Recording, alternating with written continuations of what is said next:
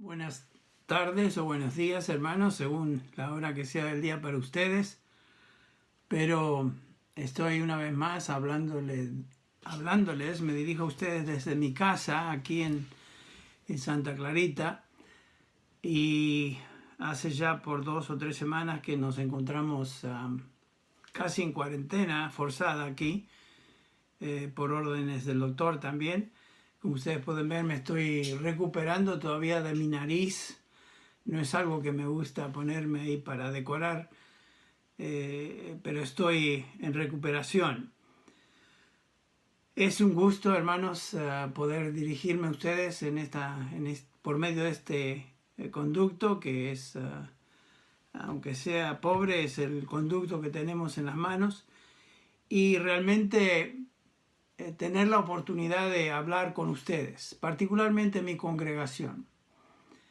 El tema de nuestras meditaciones semanales ha sido encontrando aliento espiritual en medio de la prueba.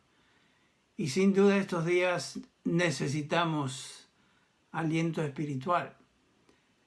Nos encontramos en esta prueba, como mencioné, y no hay duda que este virus llamado coronavirus o corona 19, lo que sea, como ustedes le llamen, ha sido algo que ha afectado a cada uno de nosotros de muchísimas maneras.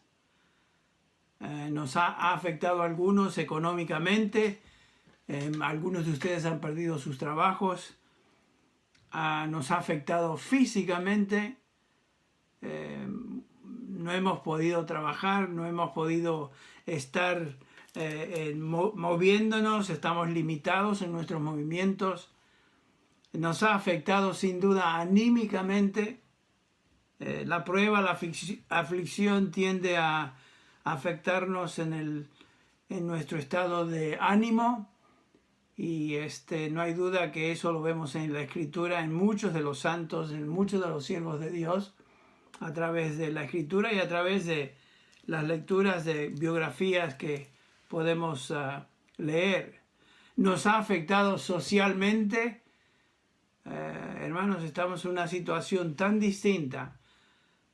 Socialmente no podemos reunirnos, nos encontramos separados los unos de los otros, y eso me da cierta tristeza porque quisiera estar con ustedes, quisiera estar en grupo, quisiera conversar, quisiera tener la oportunidad de vernos, hablarnos y abrazarnos aún. Pero es algo imposible estos días.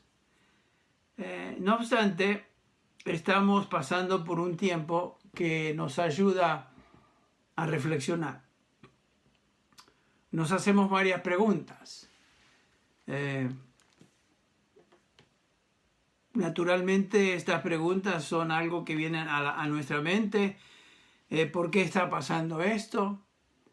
¿Qué es lo que está pasando? ¿Cuánto tiempo va a durar? Etcétera, etcétera. Pero déjenme hacer hincapié en esta verdad bíblica. Sea lo que sea que tú estás pasando o que yo estoy atravesando, es exactamente lo que el Señor tiene para nosotros. Es lo que Él ha diseñado en su providencia y en su propósito que nosotros experimentemos. Es una prueba singular, esto del virus. ¿Cómo debemos reaccionar ante esta situación? ¿Qué debemos recordar? Y obviamente la Escritura nos da varios recordatorios, particularmente cuando estamos pasando por aflicción. Algo que pasó por mi mente esta semana es el hecho de que Dios está en control de todo lo que sucede con los seres humanos. Noten cómo lo expresa Daniel 4:35, todos los habitantes de la tierra son considerados como nada. Noten eso. Mas Él, Dios, actúa conforme a su voluntad en el ejército del cielo y entre los habitantes de la tierra. Nadie puede detener su mano y decirle, ¿qué has hecho? Imposible. Dios es soberano. Dios es todopoderoso y Él está en control de todo lo que sucede en la experiencia humana. Sin duda Él está en control de todo lo que nos sucede aquí. El apóstol Pedro nos recordaría en su manera de expresarlo en 1 Pedro 4:12, amados, no os sorprendáis del fuego de la prueba que en medio de vosotros ha venido, para probaros como si alguna cosa extraña os estuviera aconteciendo. No es nada extraño en los ojos de Dios lo que nos está aconteciendo. En Mateo 6:34 el Señor nos recuerda, no os afanéis por el día de mañana, basta cada día su afán. Cada día trae su propia aflicción. Y todo lo que estamos pasando hoy en este día es lo que el Señor tiene para cada uno de nosotros. No olvidemos eso. El apóstol Pablo, pasando por aflicción en 2 Corintios capítulo 12, recordamos bien que en medio de su aflicción, este aguijón en la carne que lo afligía de manera increíble, Pablo rogó al Señor que lo quitara 3 veces. Pero el Señor le dijo, bástate mi gracia, porque mi poder se perfecciona en la debilidad. Lo que necesitamos cuando estamos bajo prueba intensa, mediocre o prueba no tan intensa, la que sea, definitivamente estos días necesitamos su gracia para poder llevar a cabo esto que el Señor nos ha puesto por delante. Sobrellevar es la palabra que estoy buscando, lo que el Señor ha puesto en nosotros. Nosotros nos encontramos, claramente nos dice Pedro, bajo el poder del Todopoderoso. Por tanto, Él nos dice que echamos toda nuestra ansiedad sobre Él. 1 Pedro 5, 8, 7. Porque Él tiene cuidado de nosotros. Bueno, estos son recordatorios de la Escritura en cuanto a cosas que tenemos que tener en mente cuando estamos pasando por aflicción. Con todo esto como trasfondo, les invito ahora que vayamos a Filipenses capítulo 1, donde el apóstol Pablo se dirige a creyentes que sin duda estaban afligidos por él, afligidos por la situación particular en la que se encontraban. Y Pablo les exhorta a poner la mira en el gozo. Esta epístola se llama la epístola del gozo, en la cual Pablo, por su ejemplo personal, demuestra el gozo que un cristiano debe tener en cualquier situación o circunstancia en la que se encuentre, y por supuesto es también una exhortación al gozo. Antes de entrar en la exposición de este corto pasaje, vamos a estar en Filipenses 1, versículo 6 en particular. Tenemos dos relatos ahí en el Salmo 42 y el Salmo 43. No sabemos exactamente quién escribió estos dos salmos. Algunos dicen que fue David quien escribió estos salmos durante la rebelión de su hijo Absalón, pero no sabemos. Puede ser, pero no tenemos certeza de ello. Aquí tenemos a un creyente, sin embargo, el salmista, pasando por depresión. Los primeros 4 versículos nos revelan su condición. Como el ciervo anhela las corrientes de las aguas, así suspira por ti, oh Dios, el alma mía. Mi alma tiene sed de Dios, el Dios viviente. ¿Cuándo vendré y me presentaré ante Dios? Mis lágrimas han sido mi alimento de día y de noche, mientras me dicen todos, ¿dónde está tu Dios? Me acuerdo de estas cosas y derramo mi alma dentro de mí, de cómo iba yo con la multitud y la guiaba hasta la casa de Dios, y con voz de alegría y de acción de gracias con la muchedumbre en fiesta. Por supuesto, David o el salmista recuerda su experiencia cuando estaba pasando tenía comunión con los hijos de Dios. noten la imagen que nos presenta este salmo. Es la imagen de un creyente deprimido. Este hombre está experimentando tristeza, soledad, separación, que son situaciones que hoy estamos experimentando como hijos de Dios. Estamos tristes porque nos sentimos solos a veces, nos sentimos separados de otros. ¿Qué es lo que nos dice? En primer lugar, nos dice que su alma se siente lejos de Dios y desea con todas sus fuerzas la cercanía a Dios. Este creyente se siente lejos de Dios, solo añorando a su Dios. Y hay situaciones cuando nos sentimos lejos de Dios. Por alguna razón que tiene que ver con nosotros, nos sentimos alejados de Dios. Esta es una experiencia común en los creyentes a través de la historia de la redención. Cuando leemos biografías de santos de Dios y observamos que ellos también experimentaron momentos similares que este. Cuando pasamos por estos periodos de sequía espiritual, nos sentimos separados de Dios, como si Dios ya no estuviera interesado en nosotros. Además, el salmista nos enseña aquí, está luchando con el abandono de otros, que se intensifica con la burla de sus enemigos. Nosotros no tenemos literalmente enemigos físicos, hombres, pero sí tenemos enemigos espirituales, huestes espirituales de maldad con quienes luchamos, que se burlan de nosotros, y cuando estamos sintiéndonos deprimidos nos hacen la pregunta: ¿dónde está Dios? Si fueras hijo de Dios, ¿por qué te está pasando lo que te está pasando? ¿Por qué te sientes así? ¿Por qué tiemblas? ¿Por qué tienes miedo? Si fueras hijo de Dios, esto no sucedería. Este es el diablo y sus acusaciones que tratan de socavar nuestra relación con Dios. Este hombre, aquí el salmista también nos enseña que ha experimentado la pérdida de sus privilegios de comunión con el pueblo de Dios. Se encuentra alejado de Dios. Ya no está cerca de los que eran parte del pueblo de Dios, ya no está con ellos, se siente alejado. Y por supuesto, esa pérdida de comunión le hace sentir aún más triste.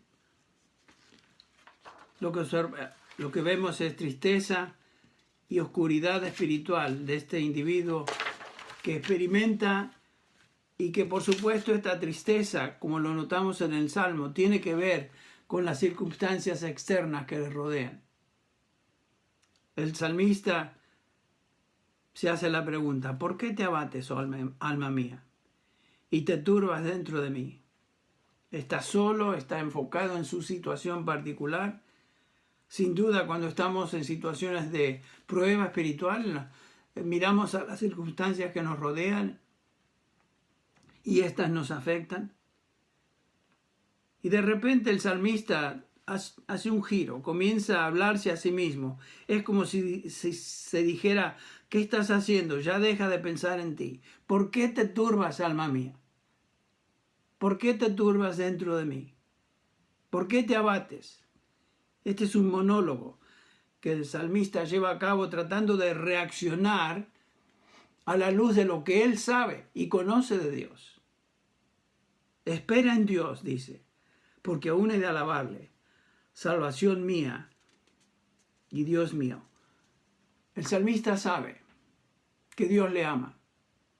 El salmista sabe que el Señor es su pastor. El salmista sabe que nada le faltará. Y sin embargo, mirando la situación alrededor de él, tiene temor y se siente solo, se siente abandonado. ¿Te has sentido así? Sin duda a veces te has sentido así. Comienzas a pensar cosas basadas en tus emociones, tus sentimientos particulares en ese momento. Qué prontos y propicios somos a ver lo que nos rodea y de caer en depresión o de caer en tristeza profunda. De repente nos detenemos y decimos, bueno, un momento, esto no es cierto. Soy hijo de Dios. He sido salvado. Pertenezco a Dios. Él es mi Señor. Sé que la Biblia me enseña que todas las cosas ayudan a bien. Y no solamente eso, sino que Dios está por mí. Y si Dios es por nosotros, ¿quién contra nosotros? Esas son cosas que sabemos. Y el salmista hace lo mismo. Se recuerda lo que conoce. Pero de repente en el versículo 6 vemos que otra vez decae. Dice, Dios mío, mi alma está abatida en mí. Me acordaré por tanto de ti desde la tierra del Jordán, etc. Es como que no puede salir del pozo en que se encuentra emocionalmente. Otra vez cae en la depresión. Diré a Dios, roca mía, ¿por qué te has olvidado de mí? ¿Por qué andaré yo enluctado por la opresión del enemigo? Como quien hiere mis huesos, mis enemigos me afrentan diciéndome cada día, ¿dónde está tu Dios? Esta es la descripción de un hijo de Dios, quien no hay duda, conoce a Dios, ama a Dios, Dios le ama, pero está siendo probado, está siendo abatido. Pero su mira está en estas situaciones que le rodean, las circunstancias externas, y por lo tanto los llevan a pensar mal y deprimirse. Ahora vamos a Filipenses, donde empezamos hace un rato con el apóstol Pablo. Lo que podemos notar en esta epístola del gozo es que el apóstol Pablo no se dejó llevar por las circunstancias externas que le afectaban. Ustedes recuerdan, era prisionero de Roma, se encontraba encadenado, desposeído de comodidades básicas, sin amigos, se encuentra solo, separado de sus amados hermanos y amigos, criticado sin piedad. Y sin duda lo que más le dolía era la crítica de algunos que supuestamente estaban sirviendo a Cristo. El capítulo 1, versículos 15 al 17 nos enseñan eso. Pero a pesar de todo eso, notamos en él, no notamos en Pablo, mejor dicho, ningún sentido de lamento o autocomiseración. Él no está preocupado ni enfocado en su situación negativa. Esa es la clave. En un sentido, Pablo se encontraba en una condición como el salmista en el Salmo 42 y 43, tal vez peor, y sin embargo Pablo se está regocijando en su Dios. Y esta es la obra del Espíritu Santo en la vida del apóstol. ¿Qué es el gozo bíblico? No es una actitud de simplemente, oh, estoy feliz. No, el gozo es un don de Dios para los que creen en el Evangelio de Jesucristo, producido en ellos por el Espíritu Santo, que han recibido desde el momento de su salvación, y ese gozo está mezclado sin duda con pruebas y aflicción, pero en la medida que ponen su mira en las cosas de arriba, en esa medida también experimentan gozo. Pablo representa, ejemplifica el gozo cristiano y nos instruye en cuanto al tema en esta epístola del gozo. En esos días de aflicción particular y tenemos tanto tiempo en casa, ¿verdad? Podemos tomar tiempo de leer, pensar y meditar. Les invito a que mediten, piensen cuidadosamente en lo que Pablo nos enseña en esta epístola acerca del gozo. Lo que notamos en estos primeros versículos del capítulo 1 es que Pablo recordaba ciertas cosas que traían gozo a su corazón. En primer lugar, notamos en el versículo 3, capítulo 1, versículo 3, el gozo de recordar a los hermanos. No estaba con ellos, estaba lejos de ellos, sin embargo, les recuerda y eso traía gozo a su corazón. Dice el versículo 3, doy gracias a mi Dios siempre que me acuerdo de vosotros. Este gozo se produce cuando recordamos a hermanos en Cristo. Y recordamos a estos hermanos seleccionando buenos recuerdos de ellos. y olvidándonos de aquello que no es tan bueno. Nos recordamos de su bondad, su amor, su sacrificio, su compasión y nos olvidamos de aquello que es negativo. En estos días he recibido numerosas llamadas de hermanos en Cristo de la congregación y me han alentado, y cada vez que tengo esta experiencia me detengo a dar gracias a Dios por esa persona, por este hermano en Cristo, por esta familia que nos alienta.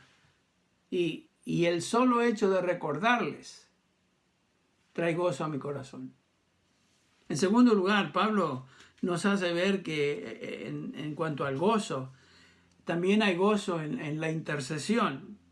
Noten en el versículo 4 de este capítulo 1, orando siempre con gozo en cada una de mis oraciones por vosotros. Ese es el gozo que viene al alma, al corazón, cuando nuestras oraciones se enfocan en las necesidades de otros y no las nuestras. Pensamos en ellos, pensamos en lo que están atravesando, pensamos en lo que están necesitando e intercedemos a Dios por ellos. Eso trae gozo. En tercer lugar, notamos que el apóstol Pablo nos enseña acerca del gozo de la comunión con los redimidos. Versículo 5. Y por vuestra participación en el Evangelio desde el primer día hasta ahora.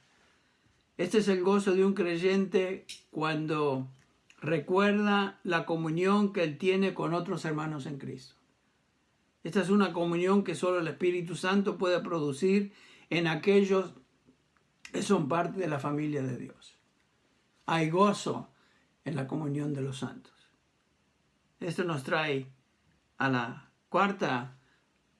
el cuarto elemento, tal vez que Pablo quiere subrayar aquí en el versículo 6, y es el gozo de anticipar lo que algún día, como iglesia, como santos, como redimidos, seremos.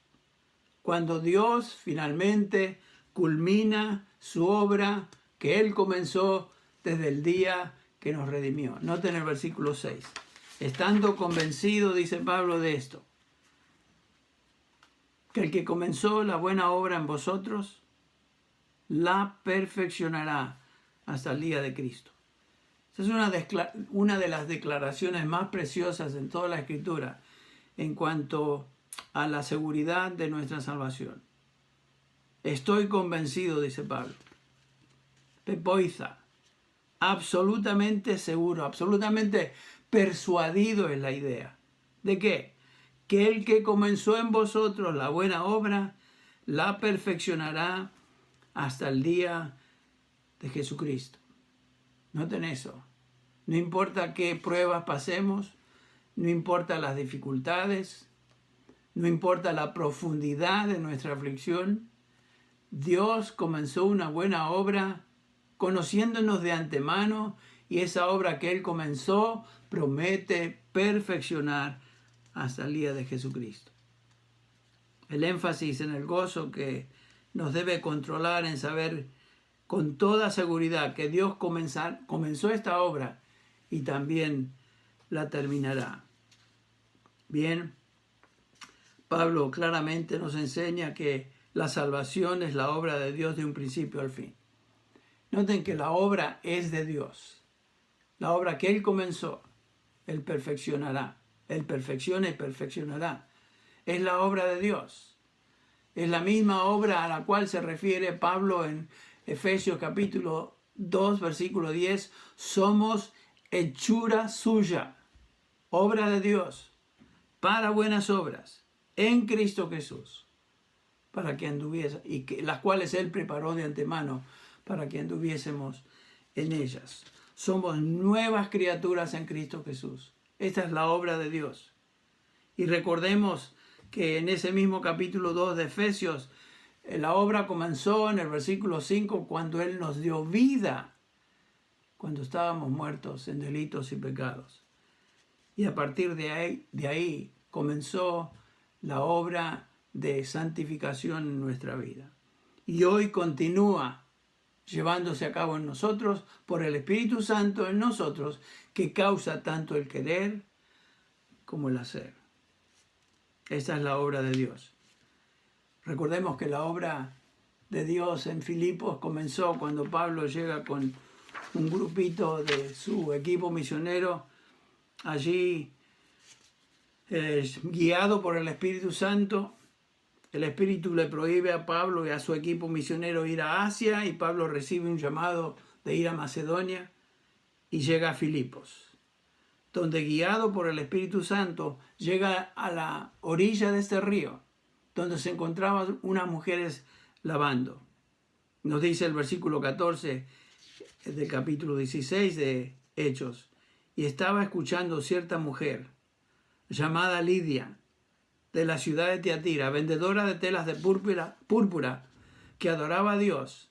Y noten, aquí comienza la obra de salvación. Y el Señor abrió su corazón para que recibiera lo que Pablo decía. Pablo predica el Evangelio a estas mujeres reunidas, y Dios abre el corazón de Lidia para que ella entendiera y recibiera el Evangelio. Ahí comenzó el Evangelio en Filipos, con Lidia, y luego también con el carcelero de Filipos, por medio de ese milagro y del terremoto y la conversión del carcelero y su casa, que podemos leer también en Hechos. La salvación en la Escritura siempre se describe como la obra de Dios en la vida de aquellos que Él llama. La salvación es de Él. No es el resultado de ningún esfuerzo o capacidad humana. ¿Recuerdan lo que dice Pablo en Efesios 2? Por gracia habéis sido salvados. Y esto no es de vosotros, pues es don de Dios. Y habéis sido salvados por gracia, para que nadie, dice Pablo, se gloríe. La salvación es por gracia, y la salvación es un don de Dios. Y después agrega, no por obras, para que nadie absolutamente se gloríe. Pablo entonces dice en Filipenses que Dios comenzó la buena obra de salvación con ellos y la continúa en ese proceso de santificación, y finalmente, dice Pablo, la perfeccionará, trayéndola a conclusión final en el día de Jesucristo.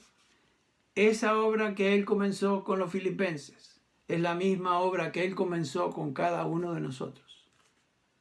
Pablo nos dice, no dice simplemente espero que así sea o estoy convencido, espero que llegue a perfección la obra que Dios comenzó. No, Pablo dice estoy convencido que Dios completará la obra que Él comenzó. Dijo un comentarista bíblico en cuanto a esto: en el gran taller de Dios no existe nada que lleve las marcas de apuro o insuficiencia de poder para terminar sus obras. Y podemos estar seguros que la obra que su gracia inició, el brazo de su poder completará. Es cierto, lo que Dios comienza, Dios termina. Ya que la obra de salvación es de Él, podemos estar seguros que Él la terminará y que perseveraremos hasta el fin. Este es el gozo de anticipación. Este es el gozo cuando podemos mirar hacia el futuro y decir, Señor, llega un día, el día de tu Hijo Jesucristo, cuando estaremos con Él. Pablo dice, el que comenzó la buena obra, la perfeccionará hasta el día de Jesucristo. ¿Qué es este día? ¿A qué se refiere el apóstol Pablo? Esta es una referencia a cuando los redimidos serán glorificados. Él perfeccionará a cada creyente en el día del Señor Jesucristo, cuando nuestra salvación es completa en gloria.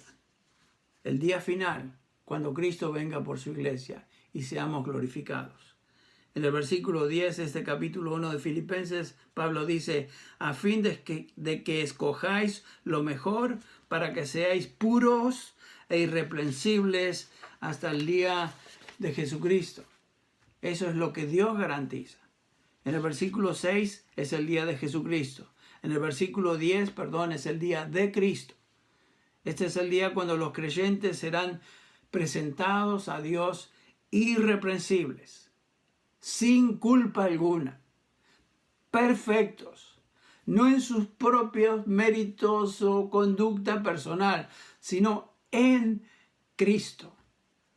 En 1 Corintios 1, Pablo habla de lo mismo cuando él dice en el versículo 8, el cual también os confirmará hasta el fin, para que seáis irreprensibles en el día de nuestro Señor Jesucristo.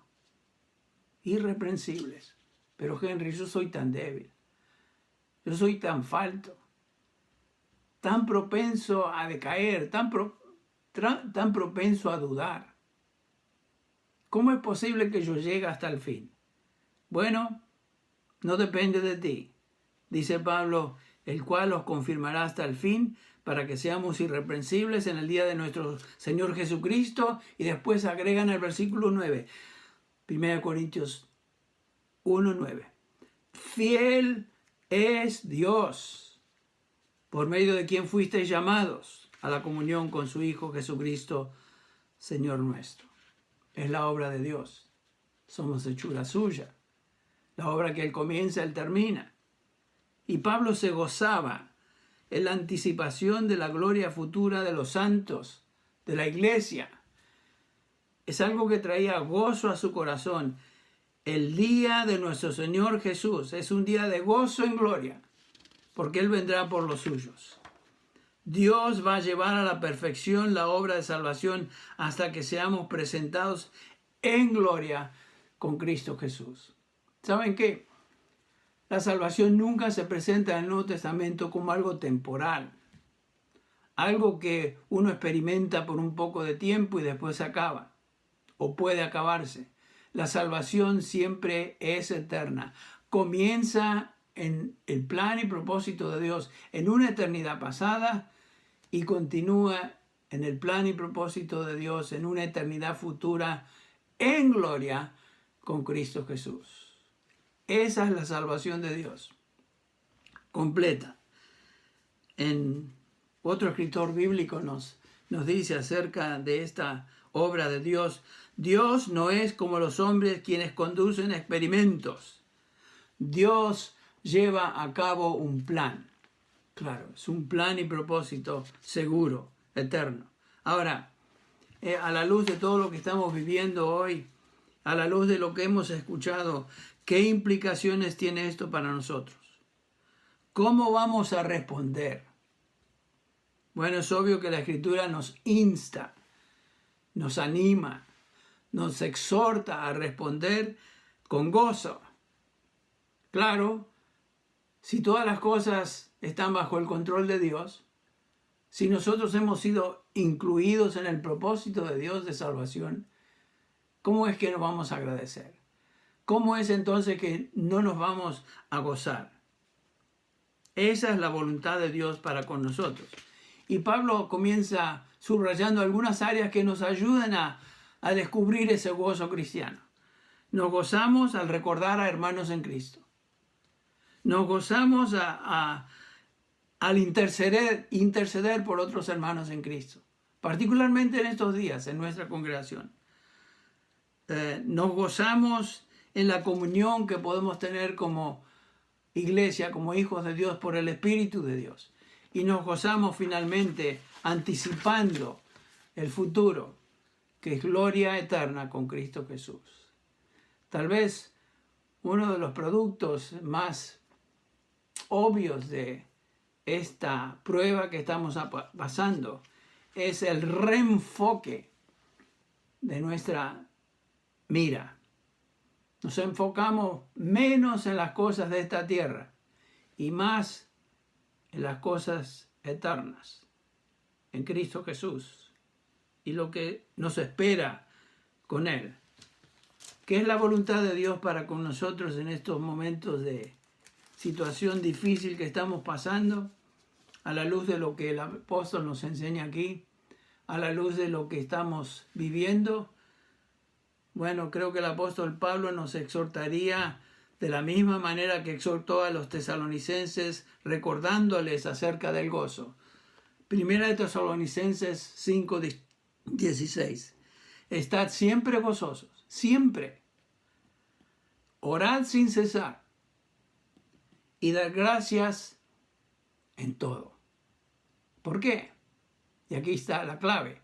Porque esta es la voluntad de Dios para con vosotros en Cristo Jesús. Vamos a orar para terminar hoy.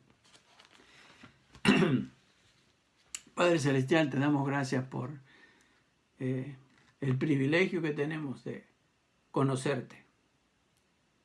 Gracias te damos, Señor, porque nos has redimido. Gracias te damos, Señor, porque somos tus hijos por medio de la fe en Cristo Jesús. Gracias, Señor, porque somos tu familia y tú cuidas de nosotros. Gracias, Señor, porque podemos traer toda ansiedad a ti, sabiendo que tú tienes cuidado de nosotros. En estos días, Señor, difíciles, que a veces nos dan cierto temor y cierta angustia, ayúdanos, Padre, por sobre todas las cosas, a recordar que todo está bajo tu control. Y por lo tanto, debemos gozarnos. Gozarnos siempre, orar sin cesar. Y por sobre todas las cosas, darte gracias. Señor, ayúdanos a darte gracias. Ayúdanos a ser hijos